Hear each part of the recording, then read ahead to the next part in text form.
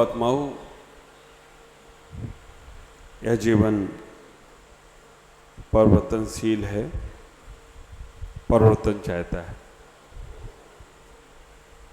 संसार में जो कार्य हम वर्षों से करते आ रहे हैं, अनादिकाल से करते आ रहे हैं, उसी कार्यों में हम सब लगे हुए हैं। उस कार्यों में जहाँ तक सफलता मिलती है, वहाँ तक हम आगे बढ़ने का प्रयास करते हैं। लेकिन हमें हमेशा एक चीज इतना सोचना है कि जो कुछ हमने किया है उसमें और आगे क्या कर सकते हैं। हमारी अगर डेली रूटीन, डेली चर्या कोल्हू के बैल की तरह एक ही जैसी है, हम जैसा कल कर रहे थे वैसे ही आज कर रहे हैं, जैसा कल करेंगे वैसे ही परसों करते रहेंगे, तो हम वहां के वहां यंत्रवत स्थित हो गए। आचार्य यहाँ कहने का प्रयास कर रहे हैं कि हमें अपनी चर्याओं में रोज आगे बढ़कर देखना चाहिए। चर्या हो, चर्चा हो, जो भी समय है हमें कैसे सार्थक करना है, ख्याल करके रखना। अपना जीवन बार बार वरदान देने वाला नहीं। बार बार हमें अपने जीवन में उन उपलब्धियों को प्राप्त करने का समय नहीं मिलेगा जो अभी मिला है। हम जितना चाहें उतना अपने जीवन को बदल सकते हैं। आचार्यों ने कहा है कि 84 लाख योनियों में हमने बहुत बार जन्म मरण किया।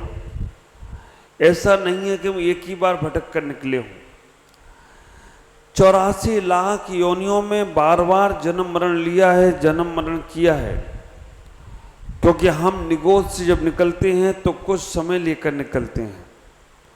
कुछ समय भी बहुत बहुत महत्वपूर्ण होता है। नरकों में और स्वर्गों में व्यतीत किया, त्रिंचों में अनादिकाल से व्यतीत कर रहे हैं। लेकिन हम मनुष्य पर्याय को जो पाए हैं, समझ के रखो ये हमारा ऐसा बम्पर पुरस्कार हमें मिला है कि अब तुम इस मनुष्य पर्याय से बार बार, अगर तुमने इस मनुष्य पर्याय को सार्थक कर लिया तो बार बार त्रिंचों में, देवों में, मनुष्य नारकियों में नहीं जाना पड़ेगा। हम इस पर्याय से हम पार हो सकते हैं। एक छोटा सा उदाहरण आपने कई बार सुना होगा।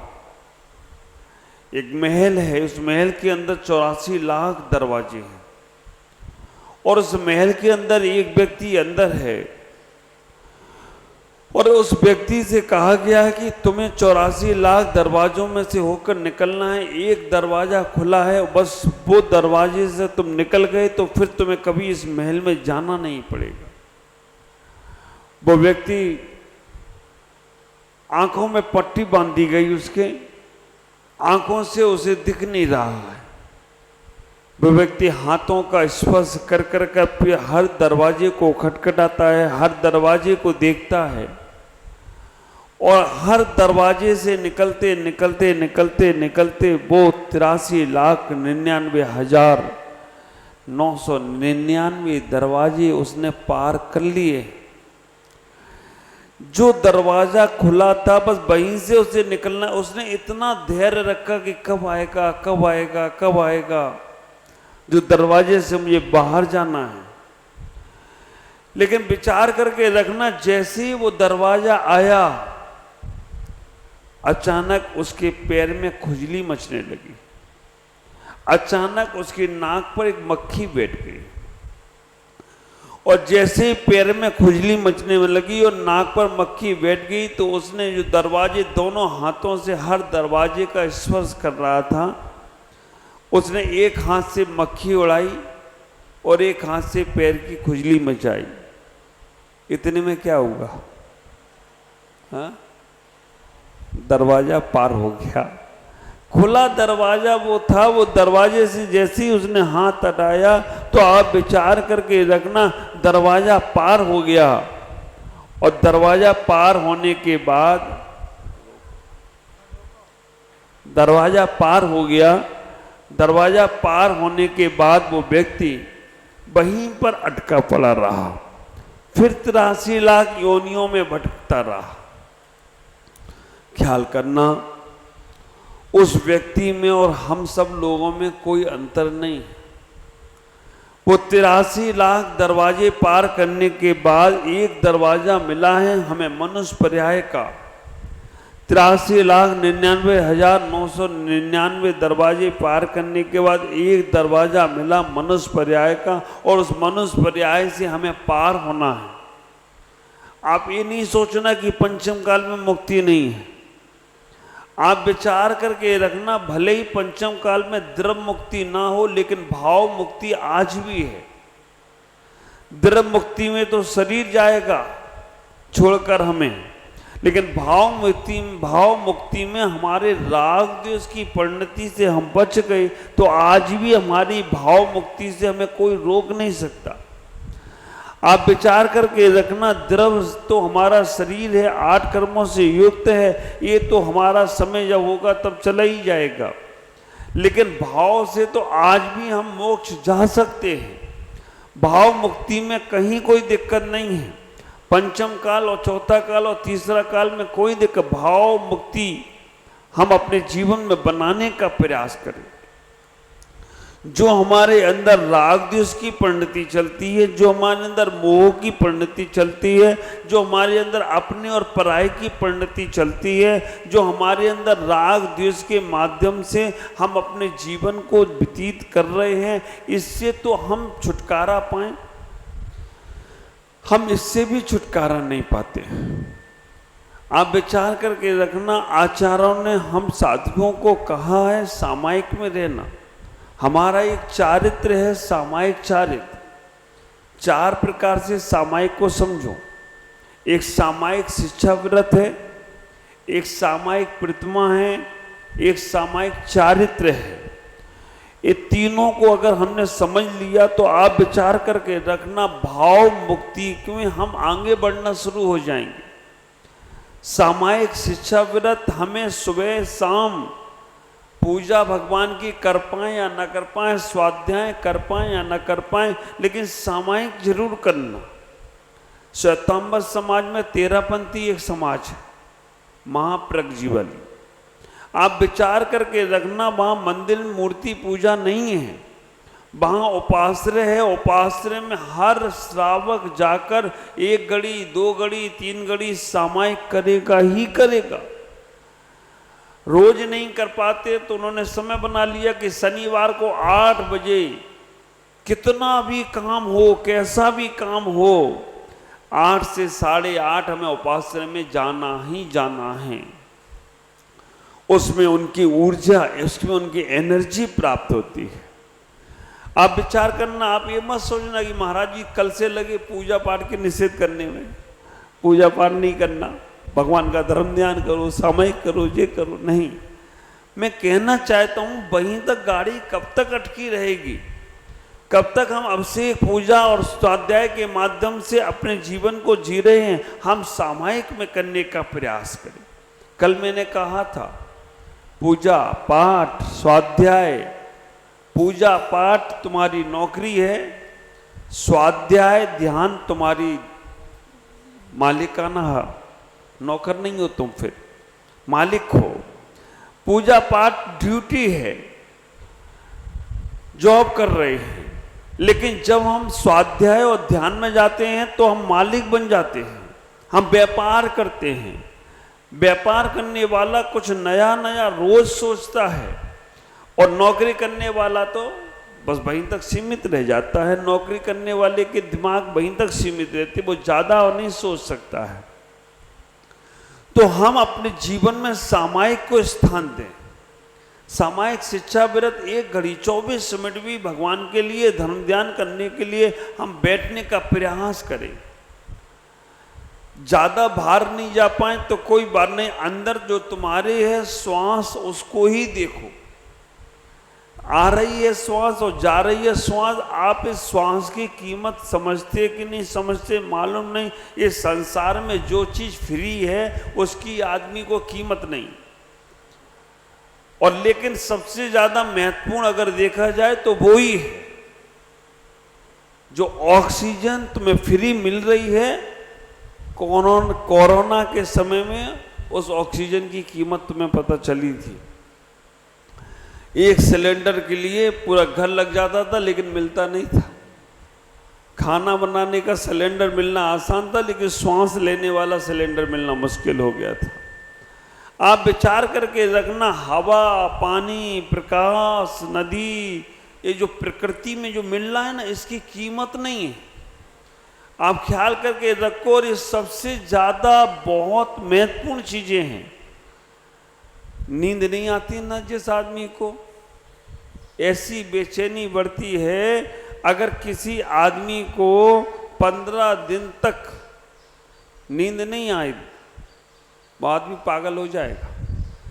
हाँ, आप विचार करके रखना, अमेरिकाओं की जेलों में ऐसी जेलें हैं जहां पर आदमी को केवल सजा दी जाती है कि इसको सोने नहीं देना। सोने के लिए जैसे ही जाए उसे कांटा चबा दिया जाता है, फिर हड़बड़ा के उठ जाता है। और अगर उसकी नींद पूरी नहीं हो, आप नींद की कीमत ही नहीं समझते हो। रात के 12 बजे तक काम करते रहोगे, सुबह फिर 12 बजे तक सोते रहोगे। जो निंद्रा है ना, वो तुम्हारी एनर्जी को देने में कारण बनती है। जो चीज तुम्हें दिखती नहीं है, वो तुम्हें पावर देने का प्रयास करती है। पेड़ के पत्ते जो हैं वो महत्वपूर्ण नहीं है, पेड़ की जड़ें हैं जो महत्वपूर्ण है, वो तुम्हें ऊर्जा देती है। आप विचार करके रखना, काम करने से शक्ति नहीं आती है, आराम करने से शक्ति आती है। लेकिन हम सोचते हैं कि काम करेंगे तो शक्ति मिलेगी, नहीं, आराम करने से। लेकिन इतना भी आराम नहीं करना कि काम करने लायक ही ना बचो। आराम बड़ी चीज है, मुंह ढक कर सोइए। दास बोलू का कह गए सबके दाता राम। कुछ कुछ होते हैं आलसी लोग। तो ख्याल करके रखो कि आपके पास सामायिक करने के लिए समय निकालो।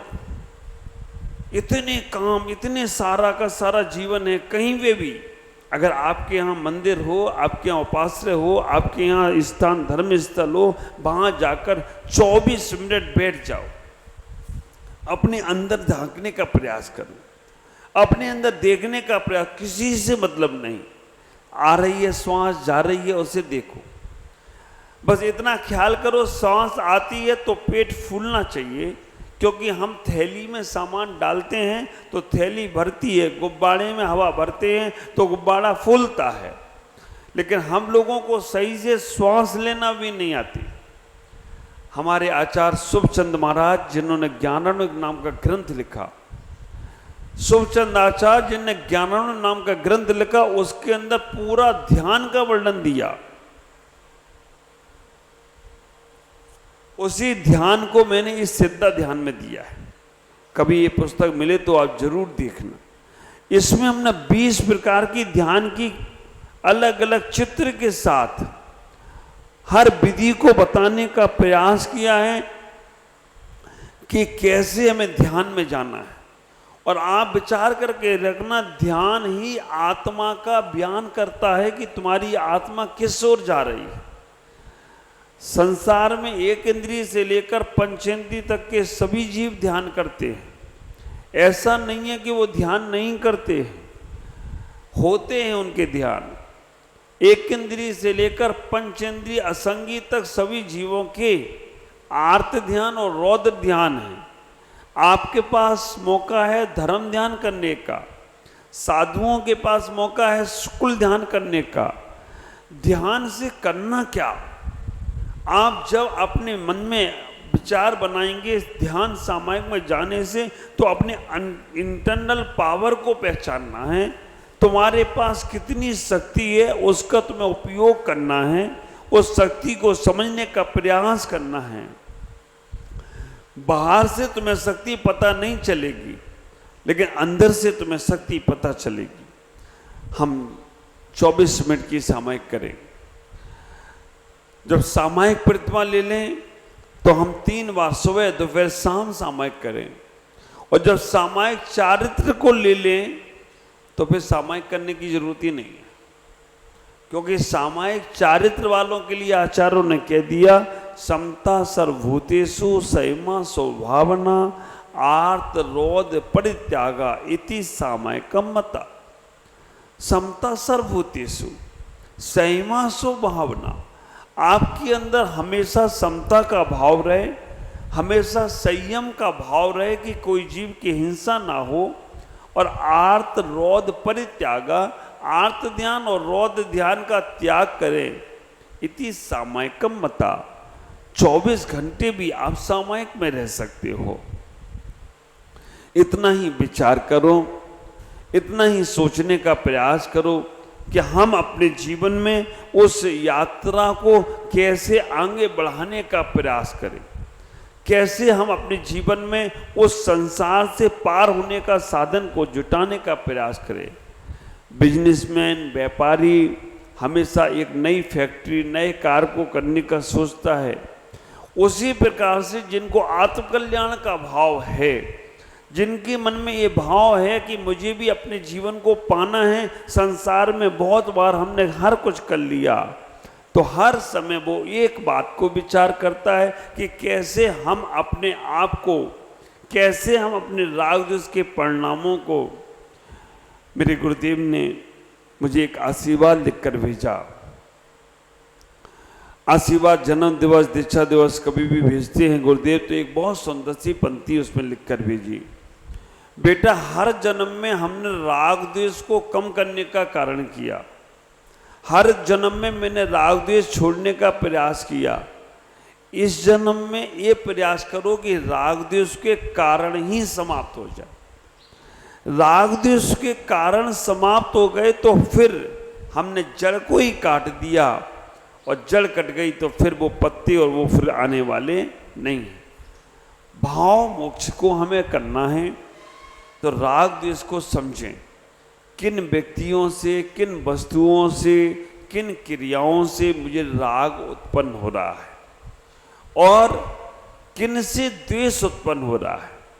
ये भावना अगर आपने समझ ली तो विचार करके रखना, आप संसार से पार होना चाहते हो। जिन व्यक्तियों से राग हो रहा है ना, जिन बच्चों से तुम राग करते हो, ये मेरा बेटा, ख्याल करना, आखिरी समय वही आग लगाएगा, है ना, वही लेके आएगा, वो अग्नि का हंडे कुंडी वो लेकर चलेगा, वही सबसे पहले जलाएगा। और वो तो चलो वहां तक साथ दे दे तो ठीक, उसके पहले ही बिगड़ गया तो फिर तुम पड़े रहो, कुछ भी करते रहो।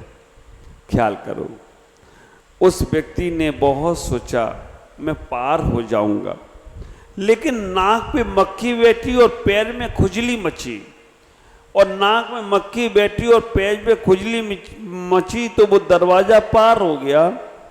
ये नाक पे मक्खी बैठती है वो अहंकार की मक्खी है, पैर में जो खुजली मची वो विषय कामनाओं की खुजली है। और जब आदमी के अंदर अहम भाव जागृत होता है तब वो आदमी सर कटा देता है लेकिन झुकाता नहीं। और जब विषय कामनाओं की खुजली उसे मचती है तो धर्म, पूजा पाठ, गुरु सब कुछ छोड़ देता है। वो विषय कामनाओं को पूरा करने के लिए अपना सब कुछ लगा देता है। ज़्यादा बड़ा जीवन नहीं है हम सब लोगों के पास, बहुत अल्प आयु है।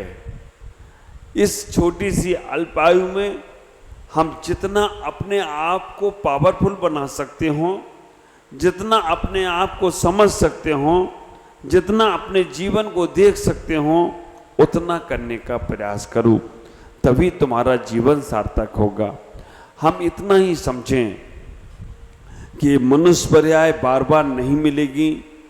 जिन जिन व्यक्तियों से, जिन जिन वस्तुओं से, जिन जिन क्रियाओं से तुम्हारे मन में राग का भाव उत्पन्न होता है, द्वेष का उत्पन्न होता है, उससे दूर करने का प्रयास करो।